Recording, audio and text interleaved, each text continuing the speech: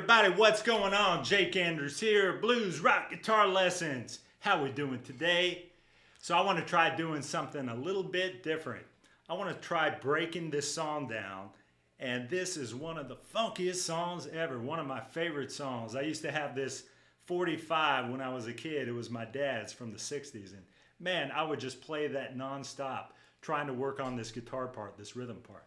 So I got inspired because my friend Josh Smith did a video recently about his top favorite Steve Cropper guitar riffs.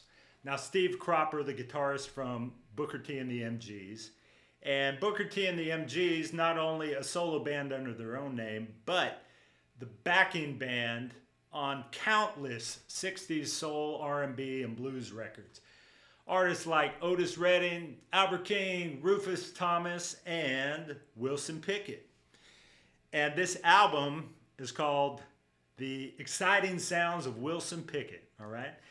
It was cut in 1965 and released in 1966.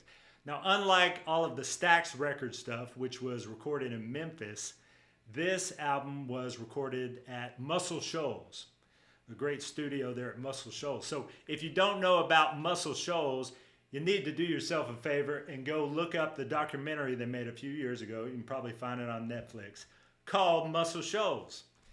So this album has the guys from Booker T and the MGs, and plus all of the players from Muscle Shoals, and Rick Hall, and all of those cats down there. All right, so Duck Dunn on bass, Al Jackson on drums, and it was on this album that had Land of a Thousand Dances, In the Midnight Hour, Soulsville, USA, all of these big hits for Wilson Pickett. But my favorite has got to be 99 and a Half. Just Ain't Gonna Do. So funky, y'all. Now, look, the song is in the key of E, okay? So we're mostly going to be working off of this E7.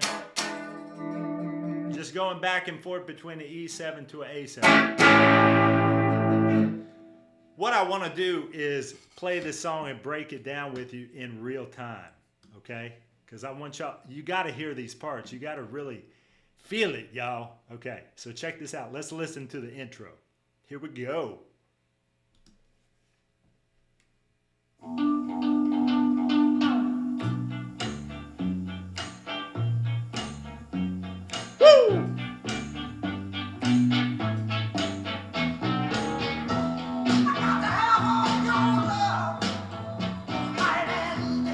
Yeah.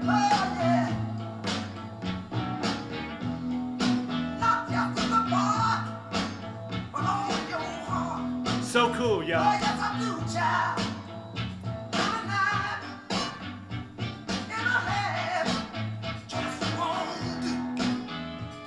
Yeah. Hey, go get it, y'all. Woo! Check it out. All right, man. How about that drum fill right there? Pa, pa, pa, pa, pa, pa. So cool, Al Jackson. So let's go back to the intro and break this down, y'all. Check it out. We got this E7. That's the key we're in. Now, he's going to do this riff, Steve Cropper doing this intro riff where he's working between the root and the 7. Okay? We could get it there. You could also get it up here on the low E, depending on the tone of it, okay? Or right here. Okay. From there, we're going to go to a G, okay? And listen how he bounces on this. It's so cool. He's just getting this bounce to it, okay? By the way, this song is in the groove, y'all. Can you feel it? It's either in the groove or it ain't in the groove, but this song is in the groove, all right? Now, after he does that, look at this. He's going to go to this diminished.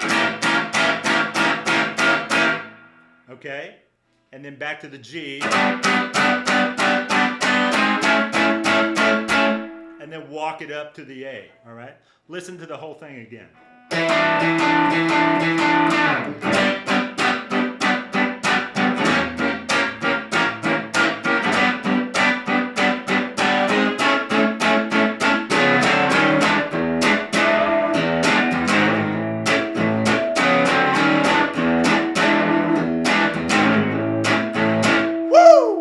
that kills me every time. I've been listening to that since I was a little kid. It still kills me.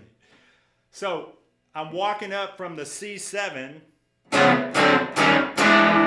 up to the E7, all right? And then once we're here, we can work off this low E. And then it's just going to an A7 bar chord here. Now the thing that he's doing here is another amazing Steve Cropper thing. Listen to that. He's starting flat and he's going. He's getting that little slide. I mean, how cool is that?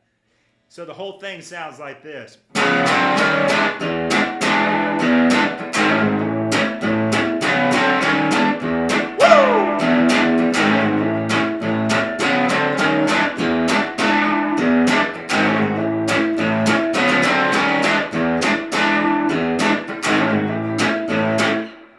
So you just got to put the funk in there, put some muscle in there and just get in that groove. All right. Now from there, let's listen. Let's listen to that little pre-chorus thing. Don't be led in the wrong direction. Oh, no.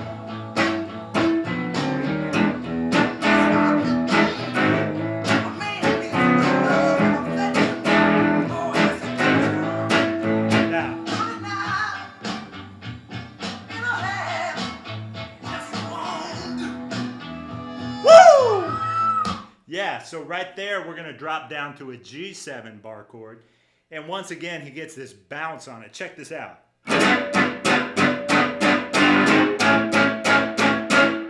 You hear that? I mean, it's so cool. And straight to that walk up.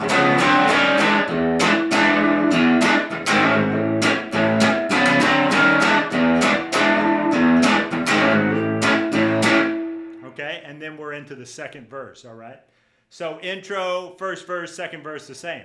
Now that brings us up to the really cool breakdown part. Check this out.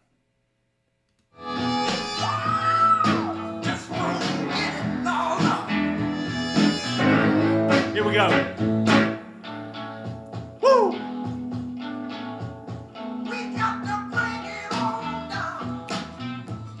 Oh, I can't help myself. All right, check this out, y'all, this breakdown. Listen.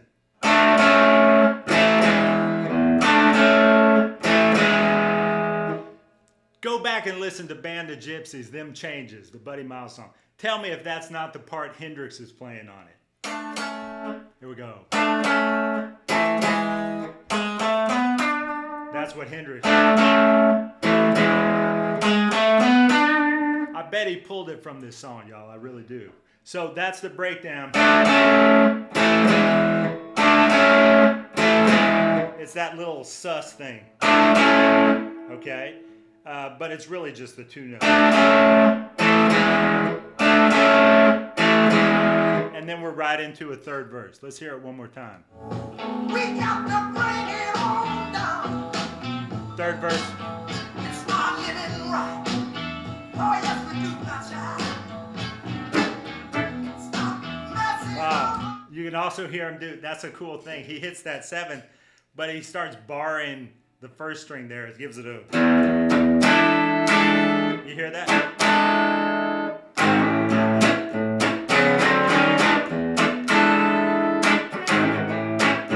That's too cool.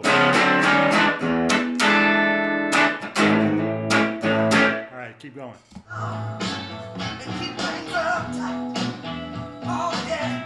Here we go.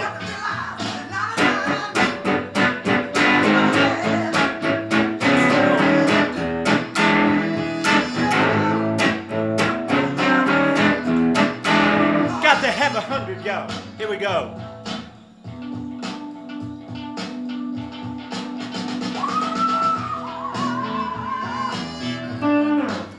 All right, so right there, we're going back to that intro part. And, you know, he might be there just hitting the open E with this note here.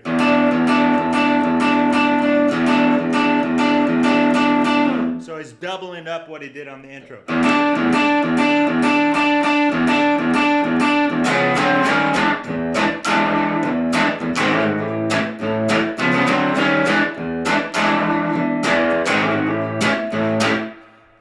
so cool. And then we just take it out. Woo!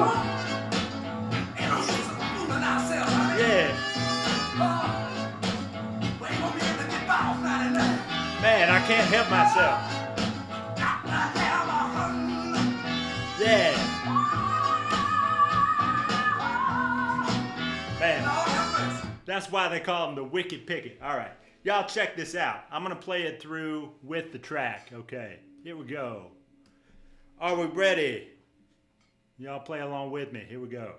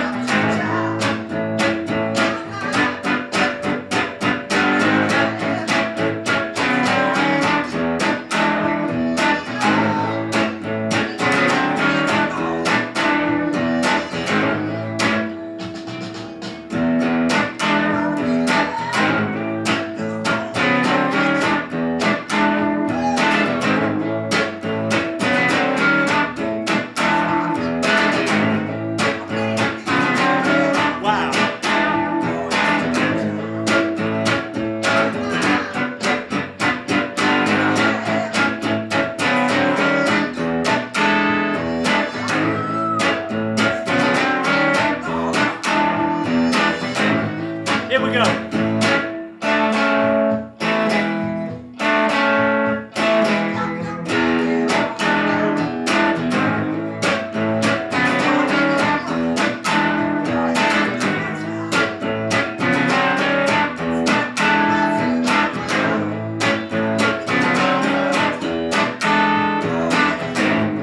Take it back.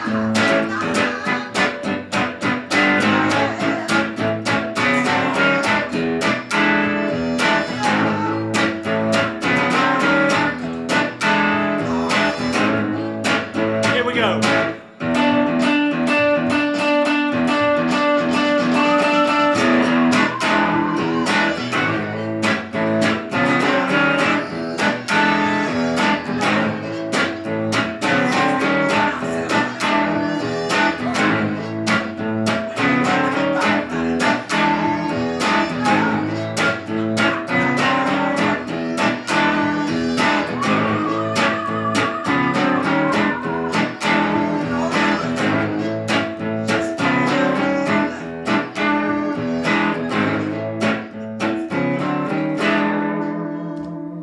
How cool is that, y'all? Okay, so this is why I always encourage players to play songs, man. Don't just work on lead parts.